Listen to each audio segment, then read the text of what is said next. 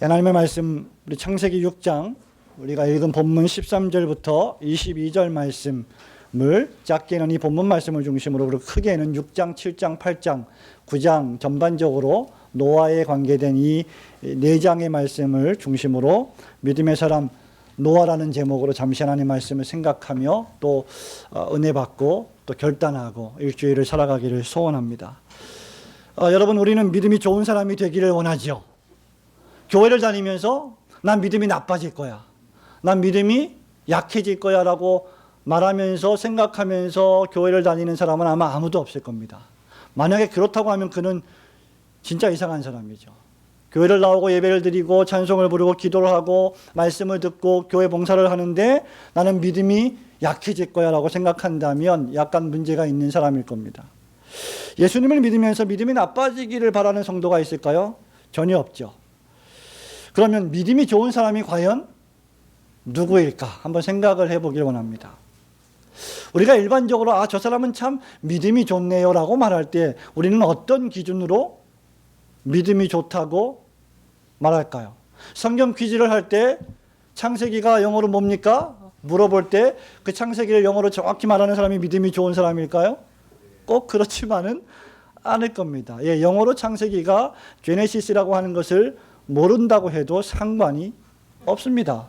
우리 장로님 차가 제네시스인 걸 아는데 그게 창세기라는 뜻이 있다는 걸 몰라도 믿음이 나쁜 건 결코 아닙니다.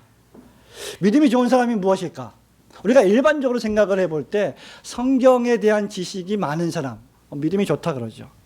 또는 일반적으로 우리나라 전통적인 생각을 해볼 때 기도를 많이 하는 사람, 그죠? 옛날에 우리 어머님들은 뭐 정한수를 떠놓고 할머님들이 아주 깨끗한 물을 떠놓고 달밤에 치성을 드리죠. 하나님께 기도하는 게 아니라 그냥 알지 못하는 신에게 또는 자연에게, 달에게, 해에게 그렇게 기도하지 않았습니까? 기도를 열심히 하는 사람, 믿음이 좋은 사람이라고 우리가 보통 생각합니다. 교회 봉사를 참 잘하는 사람, 믿음이 좋은 사람이라고 판단되죠.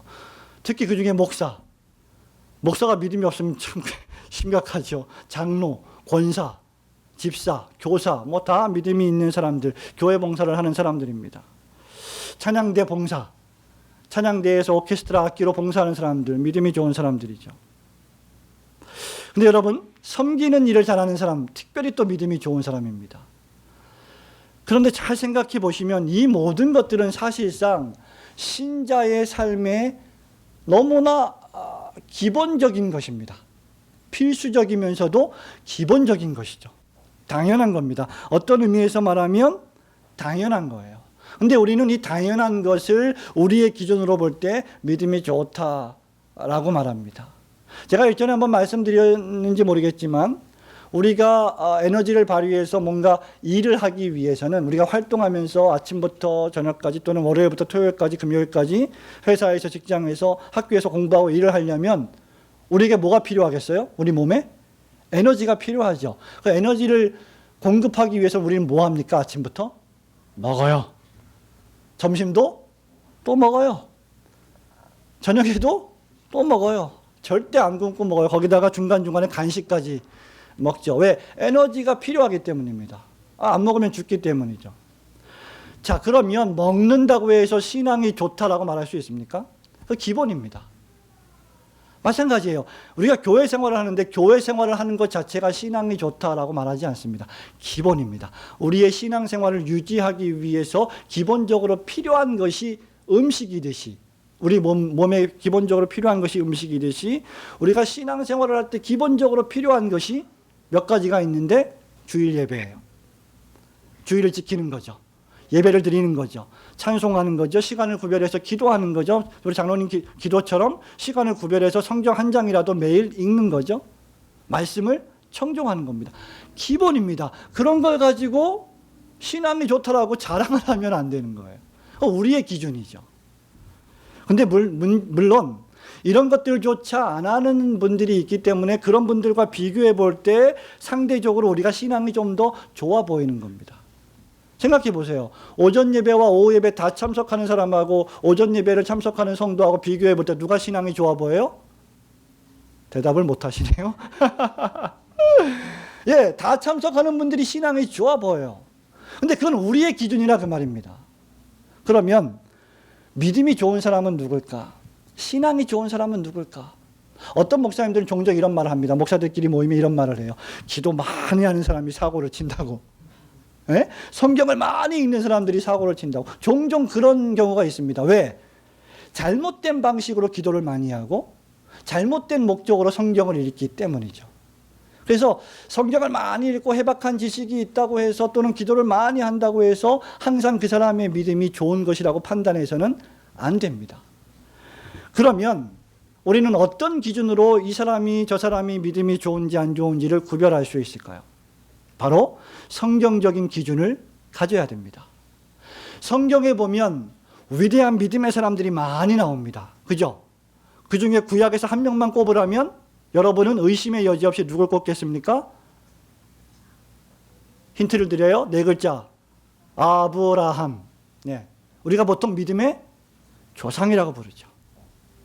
그리고 여러분이 히브리서 11장에 가면 믿음으로 살았던 믿음의 영웅들이 나옵니다.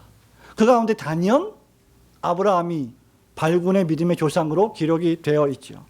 그런데 오늘 우리가 읽은 이 본문의 말씀에 보면 아브라함이 믿음의 조상이라는 호칭을 얻기 전에 이미 누가 있었어요? 노아라는 사람이 있었습니다.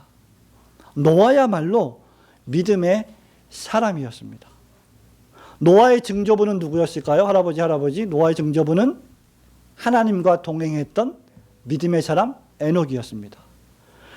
그리고 여러분이 잘 아시는 대로 이 노아라고 하는 사람은 홍수로 하나님께서 죄악된 세상을 다 심판하신 이후에 무려 그 이후에 350년이나 더 장수하며 살았던, 그래서 950세에 죽었던 장수한 사람 노아입니다.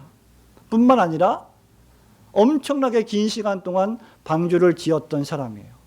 그래서 오늘 오후에는 이 에녹의 이 손자가 되는 이 노아, 믿음의 사람 노아라는 제목으로 어떤 믿음의 사람이었는가, 우리가 어떤 믿음을 본받아야 할 것인가를 좀 살펴보기를 원합니다.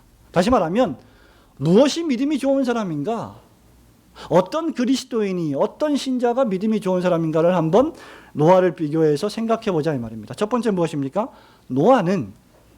믿음의 사람 노아는 타락한 세상의 한가운데서 살았던 사람임을 우리가 명심해야 합니다. 5절 말씀, 6장 5절 말씀을 같이 읽어볼까요? 5절, 6장 5절 시작.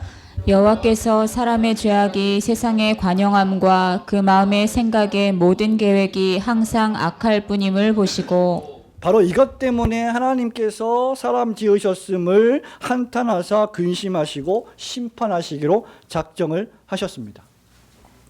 자, 지금 노아가 살고 있는 시대적인 환경은 죄와 악으로 가득 찼다는 것입니다. 죄악으로 가득 찬 이 세상에서 살았다는 것이죠.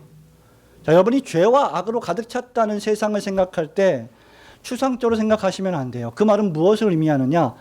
죄를 짓고 악을 행하고 하나님을 떠나고 불신앙적으로 살고 구체적으로 수많은 악을 행했던 죄인들이 그토록 많이 있었다는 것을 의미합니다. 죄와 악이 넘쳐났다는 것은 그 죄와 악을 행하는 사람들이 있었다는 겁니다. 죄와 악을 행하는 사람들의 한가운데서, 그 틈바구니에서 노아가 살아가고 있었어요. 자, 죄인으로 가득 찬 그 세상은 어떤 세상이었을까요? 6장 2절을 보십시오. 6장 2절을 읽습니다. 시작. 하나님의 아들들이 사람의 딸들의 아름다움을 보고 자기들의 좋아하는 모든 자로 아내를 삼는지라. 예, 좀 구체적으로 주석을 하면 좀 시간이 걸리긴 하는데, 여기서 하나님의 아들들이라고 하는 표현은 신학자들이 여러 가지 어떤 해설을 하는데, 그 중에 하나가 천사들이다. 그 중에 하나가 그 당시에 좀 특수한 좀 네피림 같은 거인들이다. 또 하나가 하나님의 자녀들, 이스라엘 민족, 선택받은 백성들이다. 그래서 우리는 세 번째 견해를 가장 성경적인 견해로 추구하는데요.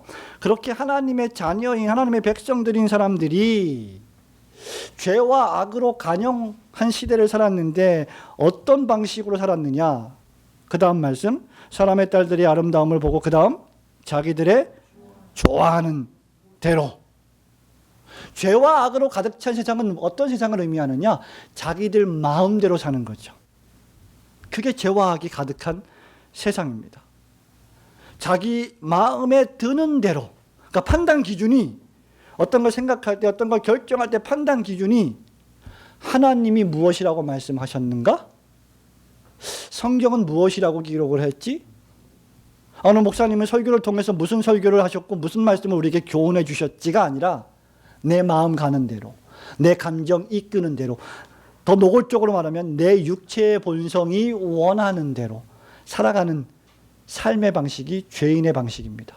저와 여러분이 그렇게 살아가면 그야말로 죄와 악이 가득한 세상을 만드는데 일조하는 것이죠. 그것을 결론적으로 3절에 보면 뭐라고 말합니까? 3절에 보면 여호와께서 가라사대 나의 신이 영원히 사람과 함께하지 아니하리니 이는 그들이 육체가 됨이라. 성경에서 육체를 말할 때 두 가지를 말하는데 그 첫 번째 중요한 의미가 바로 본성입니다. 죄악된 본성을 가리킬 때 쓰는 용어가 육체예요. 말하자면 하나님을 떠나서 죄를 짓는 죄인의 본성대로 살아가는 삶, 그것이 죄와 악으로 가득 찬 이 세상의 삶입니다. 이것을 종합해 보면 어떤 세상입니까? 지극히 쾌락주의적인 삶이죠. 자기를 창조하신 하나님의 창조의 목적과는 아무런 상관없이 그저 하루하루를 돼지나 강아지처럼 개처럼 자기 육체가 원하는 대로 이끄는 대로 방임하며 살아가는 것. 아무 생각 없이, 아무 목표 없이, 아무 목적 없이 그저 목마르면 마시고 배고프면 먹고 졸리면 자고 하며 살아가는 삶, 동물적인 삶과 전혀 다를 바 없는 삶의 방식이 바로 성경이 말하는 육체의 방식, 죄악적인 방식, 쾌락적인 방식이라는 겁니다. 그래서 사도 요한이 뭐라고 말했어요? 요한일서에 보면 죄는 무엇이다? 육체의 정욕, 안목의 정욕, 이생의 자랑. 거의 다 육체의 본성과 관계가 있고 눈에 보이는 것과 귀에 들리는 이 오감과 관계가 있는 삶, 그것만을 추구하는 삶이 바로 죄악된 삶이라는 거죠. 오늘날 세상을 보십시오. 오늘날 교회를 보세요. 오늘날 저와 여러분이 살고 있는 이 삶의 사회의 환경을 보세요. 저마다 하나같이 예외가 없이 어떻게 살까요? 자기 마음대로 살아요. 왕이 없습니다. 왕이 없습니다. 선생님이 없어요. 스승이 있어요? 없어요? 없어요. 제가 볼 때는 없습니다. 무너졌습니다. 교권이 무너졌죠. 강단이 무너졌죠. 교회가 무너졌죠. 자기 마음대로입니다. 사사기 시대와 별 다를 바 없는 시대에 살고 있습니다. 자, 그런데 우리가 여기서 생각해 보아야 할 것이 무엇입니까?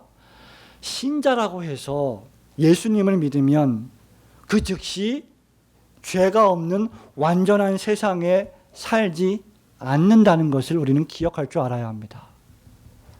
예수님을 믿어도 똑같이 우리가 살고 있는 세상은 죄와 악으로 관영한 세상이라는 사실입니다.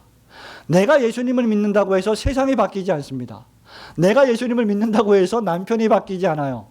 내가 예수를 믿는다고 해서 아내가 바뀌지 않습니다. 똑같은 남편, 똑같은 아내, 똑같은 세상, 똑같은 환경입니다.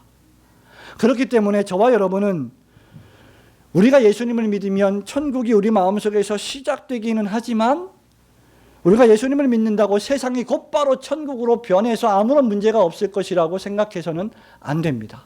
다시 말하면 문제가 있다는 거예요. 어려움이 있을 수 있다는 겁니다. 부딪힘이 있을 수 있고 분쟁이 있을 수 있고 고난이 존재한다는 겁니다. 예수님과 함께 한 배에 타고 가도 예수님이 배 안에 있었음에도 불구하고 뭐가 덮쳤어요? 배를? 풍랑이 덮쳤습니다. 여전히 우리는 풍랑의 한가운데를 예수님과 함께 통과하고 있다는 겁니다. 그런데 우리 신자들이 종종 빠지는 오류 가운데 하나가 뭐냐면 예수를 믿으면 세상과 완전히 분리해서 따로 살아야 돼. 이렇게 생각하는 거죠. 그래서 어떻게 살아요? 세상 사람들과 관계를 끊습니다. 우리 그렇게 배웠잖아요. 세상 친구들 다 멀리하고 다 끊어버리고 이제 교회 친구들하고만 교제하고 살아야 된다. 우리는 10년, 20년, 30년 동안 그렇게 들었습니다. 그렇게 세뇌를 받았습니다. 물론 거기에는 일정 부분 진리가 있습니다. 그러나 100% 진리는 아니에요. 18세기에 경건주의라고 하는 자들이 있었습니다. 경건주의 운동을 펼친 사람들이 있었는데 이 사람들은 정말로 신앙이 좋은 사람들이에요. 예수님을 구주로 믿고 그 영접한 그 마음과 기쁨으로 살았던 사람입니다. 그래서 자기 개인적인 경건, 교회 공동체의 경건에 지대한 신경을 썼던 사람들입니다. 찬송 부르기를 좋아했고, 기도하기를 좋아했고, 말씀 묵상하기를 좋아했고, 성경 공부하기를 좋아했습니다. 그리고 항상 그리스도인들과 신자들과 교인들과만 교제했습니다. 그리고 세상에서 무슨 일이 벌어지든지 아무 상관없이 자기들끼리만 교제하고 신앙생활을 했어요. 그 사람들의 대표적인 이름이 경건주의예요. 이 사람들의 오류가 무엇입니까? 일상생활에서 그리스도인으로 살아가는 삶을 거부했다는 것입니다. 우리 한국에도 똑같은 비슷한 유형이 하나 있는데 저쪽 부천 근처에 있죠. 신앙촌이라고 했던 한 30여 년 전에 유행했던 그런 종교단체가 있습니다. 자기네들끼리 자급자족하고 자기네들끼리만 대화하고 교제하고 숨쉬고 살아가는 공동체. 세상과는 아무런 상관이 없는. 여러분, 그것은 올바른 신앙생활이 아닙니다.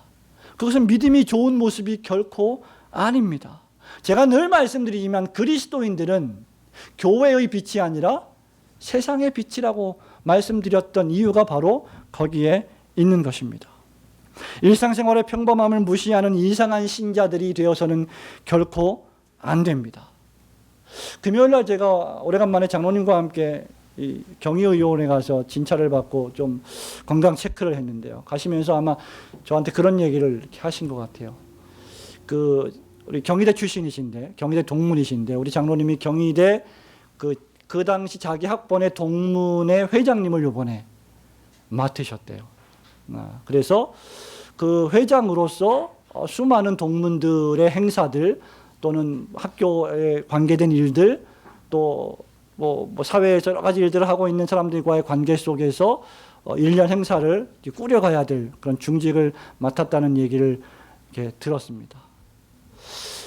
제가 볼 때 이것은 대단히 중요하다고 생각합니다. 왜냐하면 그리스도인으로서, 특별히 장로로서, 목사로서, 권사로서, 집사로서 세상을 도피할 것이 아니라 세상 속에 깊이 들어가서 신앙인으로서 어떻게 모범을 보이며 살아가느냐에 따라서 그들을 그리스도 앞에 인도할 수 있고 그들을 실족시킬 수도 있기 때문이죠. 장로로서, 믿음의 사람으로서 신자의 모습은 이러한 모습이다, 이렇게 살아가는 것이 진정한 신자의 모습이다라고 보여준다면 그것만큼 더 큰 전도와 선교는 없을 것입니다. 우리는 예수를 믿는다고 해서 우리의 모든 친구 관계를 완전히 단절하고 교회 안에서만 생활해서는 결코 안 됩니다. 그러면 우리는 산으로 절로 올라가야죠. 세상을 도피해야 합니다. 성도 여러분, 기억하십시오. 우리는 세상에 살아야 합니다. 예수 믿으면 세상을 떠나야 된다? 결코 아닙니다. 예수 믿으면 더욱 세상 속으로 들어가야 됩니다. 예수를 믿으면 더욱 내 아내, 내 남편, 내 자녀, 내 부모님과의 관계가 돈독해져야 합니다. 그 관계 속에서 신앙생활을 나타내야만 합니다. 가정은 다 팽개치고, 사업은 다 팽개치고, 학업은 다 팽개치고, 교회 안에서만 벌어지는 모든 활동에 올인하는 것은 결코 바람직한 신자의 모습이 아닙니다. 그렇기 때문에 우리가 두 번째로 생각해 봐야 될 것이 무엇입니까? 바로 우리가 타락한 세상에서 살 때 조심해야 할 것이 바로 이것인데, 그것이 바로 우리가 세상 속으로 들어가야 하긴 하지만, 타락한 세상 속에서 살기는 하지만 세상 사람들처럼 똑같이 살아서는 안 된다는 것입니다. 목사님, 분명히 세상으로 가라고 하지 않았습니까? 분명히 세상 친구들을 끊지 말라고 하지 않았습니까? 예, 맞습니다.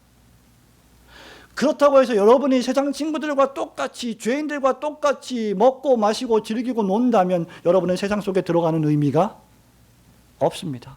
왜냐하면 여러분은 세상의 빛이요 세상의 소금이기 때문입니다. 우리는 종종 그러한 유혹에 빠지죠. 목사님, 남들도 다 하는데 뭐 내가 좀 하면 뭐 어때요? 여러분, 우리는 남들과 비교할 사람이 아닙니다. 우리는 누구와 비교해야 합니까? 적어도 비교를 하시려면 바울과 비교해야죠. 적어도 비교를 하시려면 예수님과 비교해야죠. 에이, 목사님, 다른 교회 어떤 목사님도 술 마시던데 뭐 술 마시는 게 뭐 죄입니까? 에이, 담배 뭐 여기 저 고등학교 졸업하고 대학 가는 친구들, 앞으로 여러분들 대학 가시면 지금은 많이 달라졌지만 제일 처음 직면하는 게 뭡니까? 술이요? 담배입니다. 신입생 신고식 할 때 술, 담배 먹이죠. 피우게 하고. 그러니까 안 먹는다 그러고 안 핀다 그러면, 야, 교회 다니는 애들 다 술 마시고 다 담배해. 뭐 그거, 아이고 너는 뭐 대단하냐? 아이고 잘났다 잘났어. 너무 광적이야. 막 이럽니다. 그때 여러분이 넘어지고 그때 여러분이 한 번 실족하면 여러분은 거기서 헤어나오기가 상당히 힘들게 되고 10년, 20년, 30년이 지나서야 건강을 잃고 나서야 아이고 이제 좀 끊어야 되겠네라고 생각하게 됩니다. 사랑하는 성도 여러분, 여러분 머릿속에 세상은 죄악으로 가득 찼고 교회만 거룩하다라고 생각하는 것은 절대 피해야 될 이원론입니다. 잘못된 것입니다. 하나님이 만드신 세상은 본래 아름다운 것이고 본래 선한 것이었습니다. 그러나 타락으로 말미암아 더러워졌고 그 결과 하나님께서는 우리에게 교회라고 하는 천국 공동체를 지상해 주신 것입니다. 그러므로 저와 여러분은 이 천국 공동체에서 하나님 말씀을 배우고 세상으로 나가서 그 천국을 보여주어야 할 책임이 있는 것입니다. 그것이 바로 노아가 했던 일입니다. 그건 두 번째로 믿음의 사람 노아, 어떤 사람입니까? 미래를 믿음으로 준비했던 사람입니다. 자, 14절 말씀, 6장 14절 말씀을 다 함께 읽습니다. 시작. 너는 잣나무로 너를 위하여 방주를 짓되 그 안에 간들을 막고 역청으로 그 안팎에 칠하라. 아멘. 자, 잣나무로 너를 위하여 뭘 지으라고 했습니까? 방주를 지으라 했어요. 방주를 왜 지으라고 했을까요? 왜 지으라고 했어요? 근본적인 원인이 뭡니까? 13절 말씀에 보면 혈육 있는 자의 강포가 땅에 가득함으로 12절에 보니까 땅이 폐개했다. 그죠? 11절에 보니까 하나님 앞에 온 땅이 폐개하여 강포가 땅에 충만했다. 죄와 악으로 가득 찼다는 거예요. 그래서 하나님이 심판하시기로 작정을 하셨다는 것입니다. 그런데 문제는 무엇이냐? 노아라고 하는 사람한테 내가 너를 위하여, 내 가정을 위하여, 내 식구들만을 위하여 특별히 내가 목적이 있게, 내가 주권적으로 섭리를 가지고, 넌 지금 잘 모르겠지만 내가 이걸 지을 거다, 만들 거다, 넌 만들어라 명령을 하신 겁니다. 여러분, 믿음이 뭘까요? 바로 이겁니다. 하나님께서 타락한 세상 속에 살아가는 저와 여러분들에게 말씀하여 주신 것을 신뢰하는 것, 그것이 믿음이에요. 지금 내가 이제 땅에다가 홍수를 내려서 땅에 있는 모든 살아있는 생명들을 다 멸절할 거다, 심판할 거다. 다만 내가 너는 선택했다. 너에게만은 은혜를 베풀었다. 너를 구원할 것이다. 그러니 너는 나를 믿고 뭐해라? 방주를 지어라. 그것이 바로 14절 말씀입니다. 너는 잣나무로 방주를 너를 위하여 짓되. 그럼 방주가 뭘까요? 아크입니다. 아크. 큰 상자 같은, 배가 아니라 큰 상자 같은 그런 배 비슷한 나무로 만든 그런 하나님이 준비하신 배와 같은 거죠. 방주를 언제 지었을까요? 비가 올 때 지었을까요? 비가 오기 시작할 때 지었을까요?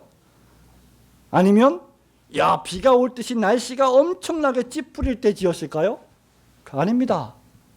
하나님의 심판을 암시하는 자연재해가 전혀 없었습니다. 하늘은 쾌청했습니다. 맑았습니다. 밝았습니다. 원하는 것은 무엇이든지 할 수 있는 그런 상황이었습니다. 그러니까 6장에 보면 하나님의 아들들이 사람의 딸들의 아름다움을 보고 자기 마음대로 원하는 대로 다 살았던 거 아닙니까? 시집가고 장가가고 악과 죄를 지어가면서. 믿음이란 무엇일까? 그렇게 전혀 이루어질 것 같지 않은 상황을 보고 하나님이 말씀하셨기 때문에 그럼에도 불구하고 그 말씀을 믿고 따라가는 것, 지키는 것, 그게 믿음이에요. 11장에 보면 1절 2절에 믿음이 뭐라고 했습니까? 믿음은 바라는 것들의 실상이요 보지 못하는 것들의 증거니 선진들이 이로써 증거를 얻었느니라. 3절 말씀에 믿음으로 모든 세계가 하나님의 말씀으로 지어진 줄을 아나니 보이는 것은 나타난 것으로 말미암아 된 것이 아니니라. 믿음은 안 보이는 걸 보는 거죠. 믿음은 우리 눈에 보지 못하는 걸 보는 겁니다. 어린이 여러분, 믿음은 우리 귀에 들리지 않는 것이 들려지는 거예요. 듣지 못하는 것을 듣는 겁니다. 잘 생각해 보십시오. 우리의 인생살이에는 우리가 보지 못했고 우리가 듣지 못했던 우리가 상상하지도 못했던 어마어마한 일들이 여러분의 인생에 벌어졌습니다. 보이지 않았습니다. 그런데 하나님이 주셨습니다. 그것을 바라볼 줄 아는 것이 믿음이에요. 노아는 그런 믿음으로 살았던 사람입니다. 이런 의미에서 믿음이란 합리적이지 않습니다. 이런 의미에서 믿음이란 때때로 현실적이지 않습니다. 성경의 믿음의 사람은 하나같이 말씀을 따라간 사람들입니다. 히브리서 11장 보세요. 히브리서 11장 보면 그 믿음의 영웅들은 하나같이 그 제일 앞단어에 뭐가 나와요? 믿음으로. 믿음으로 아브라함은, 믿음으로 모세는, 그죠? 전부 믿음입니다. 믿음으로 노아는, 믿음으로 라합은 무엇을 믿었습니까? 하나님의 하신 말씀을 믿었던 것이죠. 하나같이 믿음에 이른 사람들, 믿음으로 말미암아 믿음에 이른 사람들, 말씀을 따라 믿은 사람들, 말씀을 지킨 사람들이었습니다. 그런 의미에서 노아도 역시 믿음으로 미래를 준비했던 사람입니다. 잘 생각해 보세요. 화창한 하늘에서 비가 오고 그 비가 홍수가 된다고 누가 현실적으로 생각이나 했겠습니까? 그런데 노아는 하나님이 말씀하셨으니 그대로 믿었습니다. 내가 홍수를 내릴 것이다. 땅의 모든 높은 산들이 다 덮일 것이다. 그러니 너는 방주를 지어라. 믿음이란 하나님께서 하신 계시의 말씀만으로 만족하는 것입니다. 여러분이 뭘 이해하든 이해하지 못하든 우리의 이해를 위하여, 우리의 믿음을 위하여 주신 성경 말씀만으로 만족하는 것, 그것이 믿음이에요. 여기서 떠나서 여러분이 다른 것을 구할 다른 어떤 것이 전혀 존재하지 않습니다. 여러분에게 필요한 모든 것은 바로 이 말씀 안에 다 있습니다. 더 이상 다른 것이 궁금하지 않을 정도로 말씀만으로 충분한 신앙생활이 바로 믿음의 생활, 믿음이 좋은 사람의 삶의 모습입니다.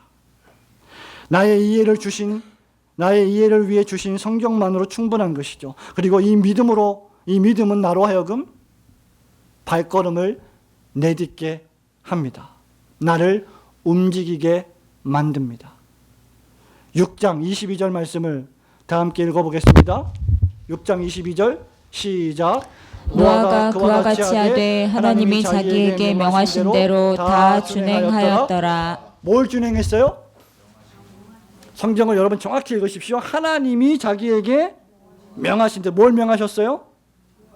방주를 짓되 15절 보세요. 그 방주의 제도는 이러하니 장이 300규빗, 광이 50규빗, 고가 30규빗. 한 규빗은 약 4.5cm입니다.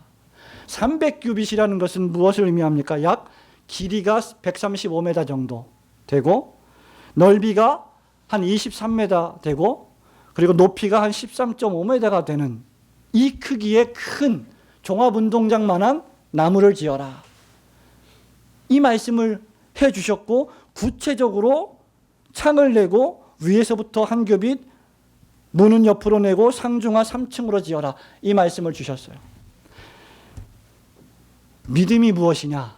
말씀하신 그대로 지키는 것입니다. 7장 5절을 볼까요? 7장 5절 다 같이 읽습니다. 시작. 노아가 여호와께서 자기에게 명하신 대로 다 준행하였더라. 자, 노아는 어떤 사람이었을까요? 6장 9절을 보십시오. 6장 9절 시작. 노아의 사적은 이러하니라. 노아는 의인이요 당대의 완전한 자라. 그가 하나님과 동행하였으며. 어떤 사람이요? 하나님과 동행한 사람. 하나님과 동행하는 것이 무엇인지 아십니까? 뭐 신령한 음성을 듣고 어서 봐, 내가 너에게 오늘 말씀을 주노라, 이런 게 하나님과 동행하는 겁니까? 무슨 방언을 하는 게 하나님과 동행하는 겁니까? 무슨 기적을 베풀고 무슨 병을 고치는 신유의 은사를 가진 것이 하나님과 동행하는 겁니까? 아닙니다. 7장 5절 말씀처럼 여호와께서 자기에게 명하신 대로 다 준행하는 것, 이것이 하나님과의 동행입니다. 성도 여러분, 하나님과 동행하는 여러분들 되시기를 축원합니다. 그러려면 여러분은 말씀을 준행하는 것입니다.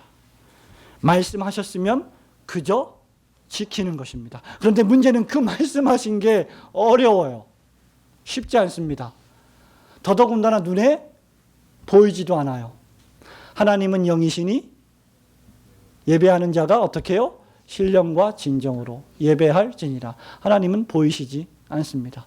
보이지 않는 하나님을 하나님께서는 믿으라고 말씀하십니다. 그것을 믿는 것이 믿음이에요. 작년에 제가 교회를 개척할 마음을 먹고 교회를 개척할 때 적지 않은 분들이 저에게 하신 말씀이 뭔지 압니까? 목사님, 요즘 교회가 어렵습니다. 개척하기 힘듭니다. 개척교회 했다가 문 닫는 교회 많습니다.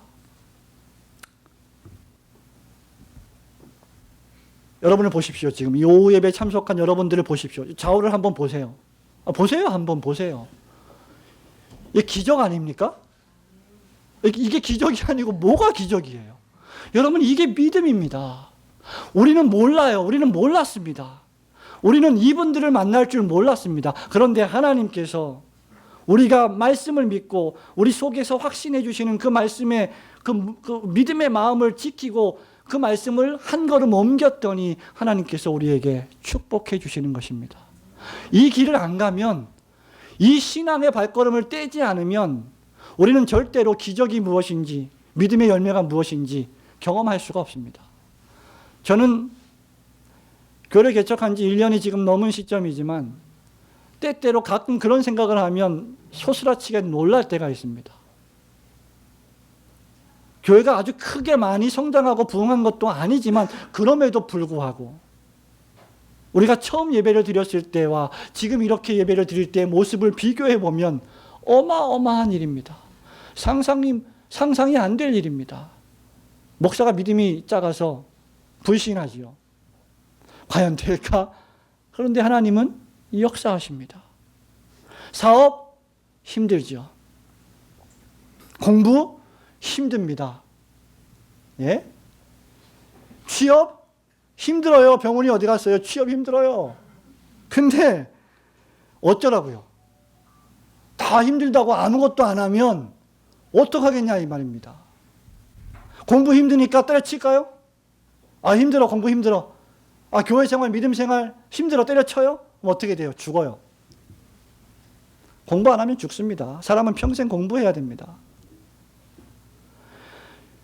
목사님, 공부 안 하고도요, 특출난 어떤 능력이 있어서, 어떤 달란트가 있어서 그걸로 성공한 사람 많던데요, 보니까?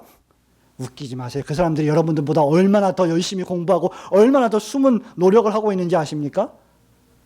절대 그렇게 쉽게 생각할 문제가 아닙니다. 학교에 있는 공부를 싫어했을 뿐이지 다른 방면에서 얼마나 엄청난 노력을 기울였는지 여러분은 상상도 못할 겁니다. 이런 말이 있습니다. 아무것도 하지 않고 후회하는 것보다 무엇이든지 하면서 후회하는 것이 낫습니다. 가지 않으면 질이 없습니다. 여러분, 뭔가 결단하지 않으면 아무것도 벌어지지 않습니다.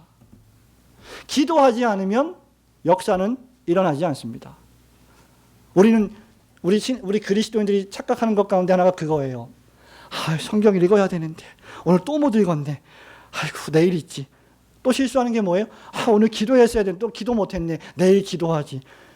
걱정하면서 근심하면서 그것으로 자위를 하고 그것으로 안심을 하고 나는 그래 이렇게 걱정하고 있으니까 나는 신자야, 나는 그리스도인이야, 나는 안전해, 나는 천국 갈 거야. 천만에요. 그러면 안 됩니다. 그러면 절대 안 됩니다. 걱정하는 것만으로는 여러분들이 좁은 문을 열고 좁은 길로 들어갈 수 없어요. 누가 걱정해 준다고 문 열고 들어가 보내주지 않습니다. 여러분이 문을 열고 여러분이 들어가야 됩니다. 여러분이 기도하지 않고 여러분이 성경을 읽지 않으면 대신 누가 여러분 위에서 읽어주고 기도해주지 않습니다. 내가 해야 됩니다. 사랑하는 성도 여러분, 믿음 좋은 사람이 누구입니까? 예수님을 믿었으면 예수님 말씀처럼 사는 거죠. 주의를 지키라. 그러면 지키는 겁니다. 그게 믿음이 좋은 사람이에요.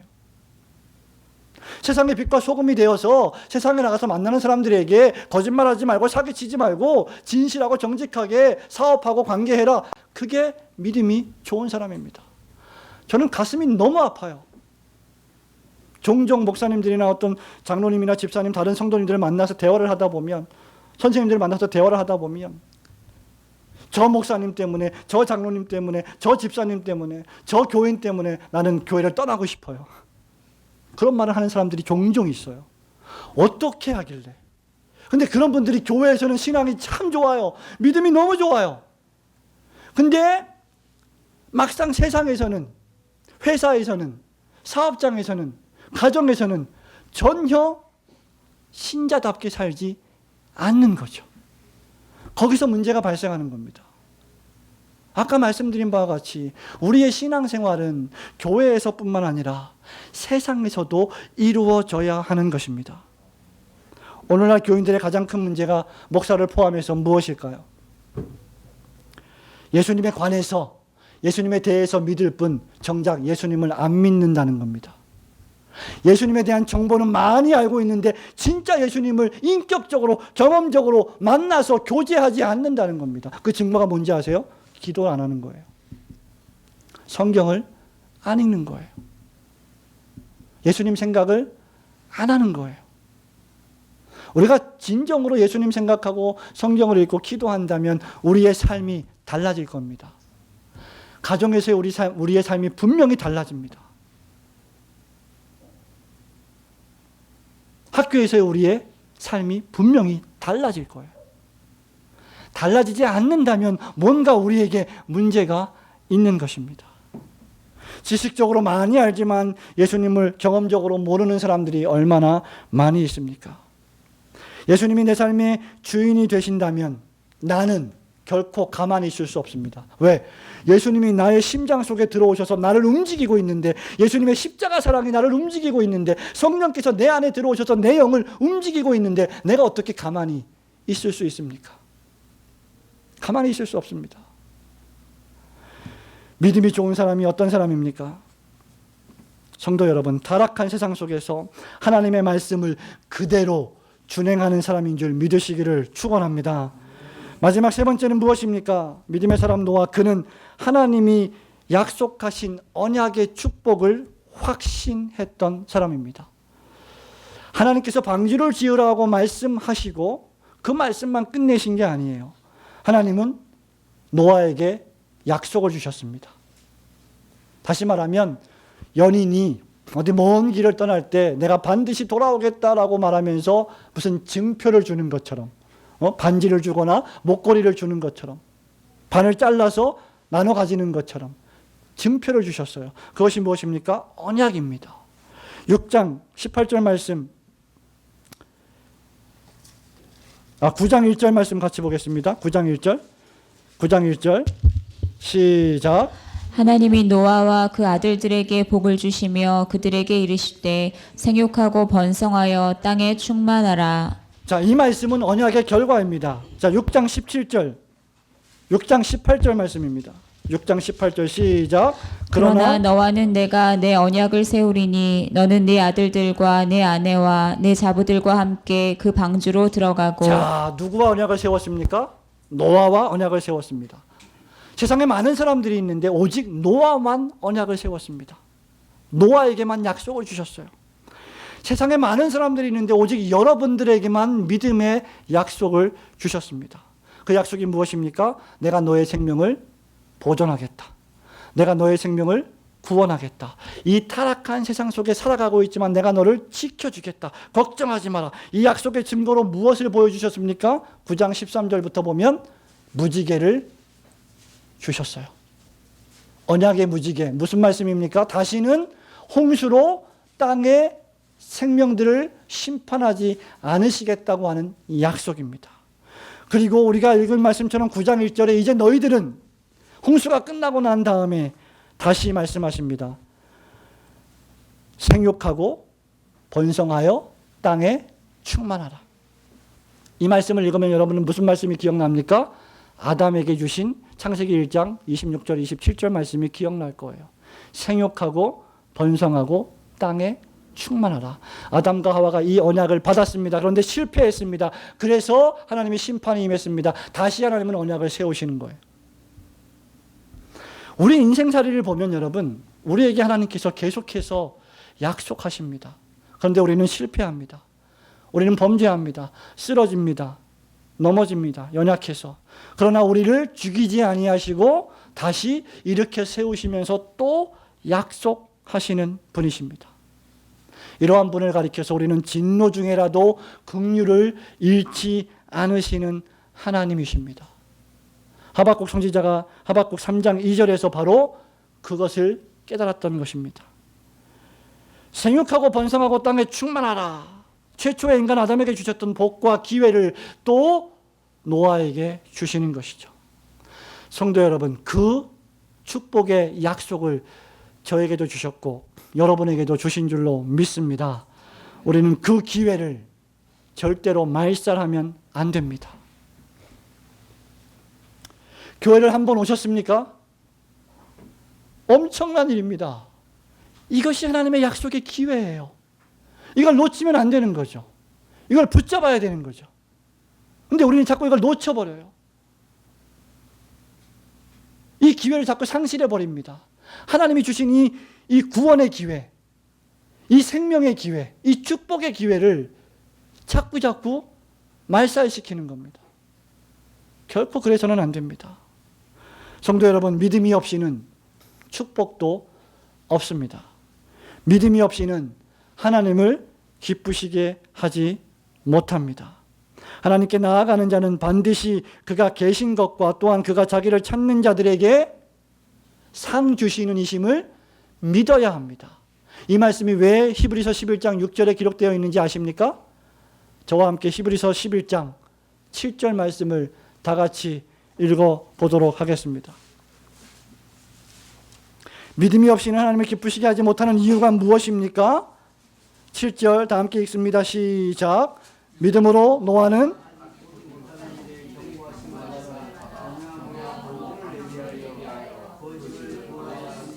이로 말미암아 세상을 정죄하고 믿음을 따르는 의의 상속자가 되었느니라.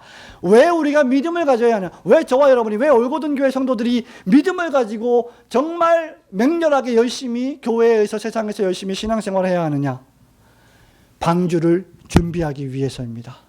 어떤 방주? 여러분의 집과 여러분의 이웃과 세상을 구원할 방주 말입니다. 노아가 바로 그 일을 했어요. 그 결과 죄와 악을 자행했던 세상을 정죄하고 그 방주 안에 들어오는 사람들은 믿음을 따라 의의 상속자로 만드는 이 일을 노아는 믿음으로 했다는 것입니다. 사랑하는 성도 여러분, 이 축복의 약속을 저와 여러분에게 주신 줄 믿으시고 이 약속을 신뢰하고 확신하며 한 걸음 한 걸음 전진하시기를 주님의 이름으로 축원합니다. 사랑하는 성도 여러분, 말씀을 맺습니다. 오늘날 그리스도인들은 믿음의 사람 노아와 같습니다. 21세기를 살아가는 현대판 노아가 누구입니까? 접니다. 그리고 여러분입니다. 우리도 오늘 방주를 짓고 있습니다.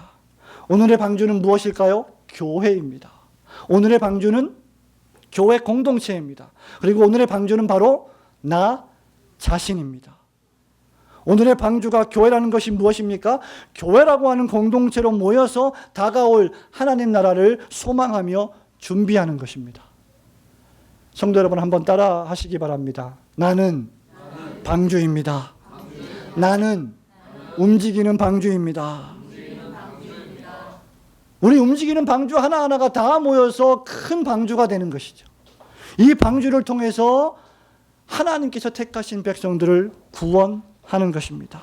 그리고 다가올 하나님 나라를 소망하며 준비하는 것입니다. 왜냐하면 우리의 시민권은 이 세상에 있지 않기 때문이죠. 빌립보서 3장 18절부터 21절에 보면 바울이 이렇게 권면합니다. 내가 여러 번 너희에게 말하였거니와 이제도 눈물을 흘리며 말하노니 여러 사람들이 그리스도의 십자가의 원수로 행하느니라. 그들의 마침은 멸망이요 그들의 신은 배요 그 영광은 그들의 부끄러움에 있고 그들은 땅의 일을 생각하는 자라.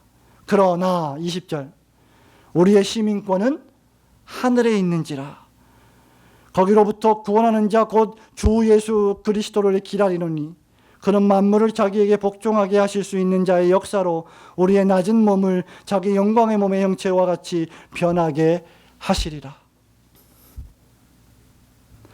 우리가 21세기 현대판 방주를 지으며 힘들어도 우리의 쾌락을 위하여 살지 않고 희생하고 헌신하여 하나님 나라를 위하여 살아가는 이유는 우리가 마지막 날에 홀연히 변화하여 부활체를 입고 영체를 입어 하나님의 나라에서 영원히 살 사람들이기 때문입니다.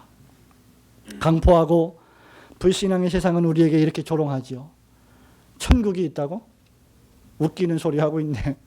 지옥이 있다고? 아이고, 내가 갈게, 내가. 하나님이 있다고? 그럼 나한테 한번 좀 보여주지. 그럼 내가 믿을 텐데. 이렇게 조소하고 이렇게 경멸합니다. 그러나 그럼에도 불구하고 저와 여러분은 노아처럼 하나님 말씀을 굳게 믿고 그 말씀을 지키며 살아야 합니다. 노아는 무려 120년 동안 방주를 지었습니다. 12일이 아니라 12일 정도는 좀 참을 수 있지 않을까요? 저와 여러분이? 12일 동안 방주를 지었는데 비가 안 내려. 사람들이 조롱해. 심지어 부인까지 당신이 미쳤군요. 조롱해요. 참을 수 있습니다. 그런데 120년은 대단히 긴 시간입니다. 그럼에도 불구하고 노아는 믿음을 지켰습니다. 우리의 인생이 언제 끝날지 모르지만 우리도 역시 노아처럼 세상의 조롱과 조소에도 불구하고 하나님의 말씀을 굳게 믿으며 믿음의 방주를 잘 건설하는 올고든 교회 성도님들이 되시기를 주님의 이름으로 축원합니다. 아멘.